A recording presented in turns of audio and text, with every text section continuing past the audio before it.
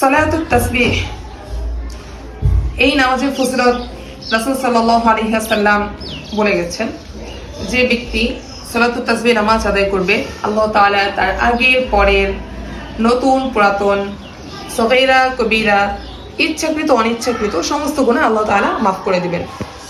এই নামাজের ফজিলত অনেক বেশি। এছাড়াও এই নামাজের ফজিলতের মধ্যে সবচেয়ে অন্যতম ফজিলত হচ্ছে বিগত জীবনের গুনাহ মাফ। রমজান মাসে এই নামাজের ফজিলত সবচেয়ে বেশি। এই নামাজের গুরুত্ব বোঝাতে গিয়ে রাসূল সাল্লাল্লাহু আলাইহি ওয়াসাল্লাম তার চাচা আব্বাস ইবনে মুত্তালিব রাদিয়াল্লাহু তাআলা আনহুকে বলেন, হে চাচা, আপনার যদি সম্ভব হয় তাহলে প্রতিদিন এই নামাজ একবার পড়বেন, আর যদি প্রতিদিন সম্ভব না হয় তাহলে প্রতি সপ্তাহে জুমার দিন একবার পড়বেন, আর যদি এটাও সম্ভব না হয় তাহলে প্রতি মাসে একবার, যদি এটাও সম্ভব না হয় বছরে একবার, আর যদি এটাও সম্ভব না হয় তাহলে জীবনে একবার হলেও এই নামাজটি আদায় করবেন। এটা দ্বারা বোঝা যায় যে এই নামাজের গুরুত্ব আমাদের জন্য অপরিসীম। সালাতুত তাসবিহ নামাজের তাসবিহটি হলো সুবহানাল্লাহি ওয়ালহামদুলিল্লাহ ওয়া লা ইলাহা ইল্লাল্লাহ ওয়াল্লাহু আকবার। সালাতুত তাসবিহ নামাজের নিয়ম। সালাতুত তাসবিহ নামাজে প্রতি রাকাতে ৭৫ বার করে পড়তে হয়। অন্যান্য নামাজের থেকে এই নামাজটি একটু ভিন্ন। সূরা ফাতিহা পড়ার আগে এই তাসবিহটি ১৫ বার পড়তে হবে। এরপর সূরা ফাতিহা এবং অন্য সূরা মেলানোর পরে ১০ বার পড়তে হবে।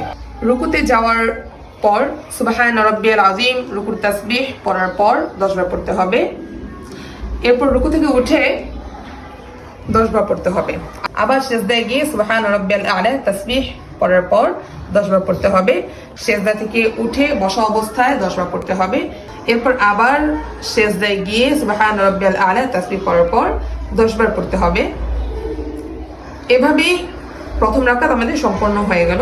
দ্বিতীয় রাকাতে সেম ৭৫ বার করে পড়ে এবং দ্বিতীয় রাকাতে তাশাহুদ পড়ার পরে সালাম না ফিরিয়ে আমরা দাঁড়িয়ে যাব। দ্বিতীয় রাকাত সম্পূর্ণ হওয়ার পর পরের দ্বিতীয় রাকাত আমরা ঠিক একইভাবে পড়ব এবং তাশাহুদের পর দরুদ শরীফ পড়ে দোয়া মাসুরা পড়ে আমরা সালাম ফিরিয়ে নেব। তাহলে আমাদের সালাতুত তাসবিহ নামাজ আদায় হয়ে যাবে। আরেকটি বিষয় মনে রাখতে হবে, যদি কখনো আগের রোকনগুলোতে আমরা তাসবিহ পড়তে ভুলে গিয়েছি বা কিছু সংখ্যক কম পড়েছি, তাহলে যে রোকনে আমাদের বিষয়টি মনে পড়বে সেই রোকনে বাকি তাসবিহ আদায় করে নিলে আমাদের নামাজ আদায় হয়ে যাবে।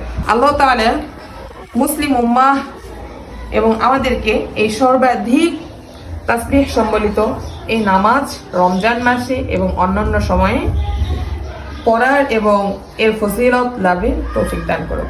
আমিন।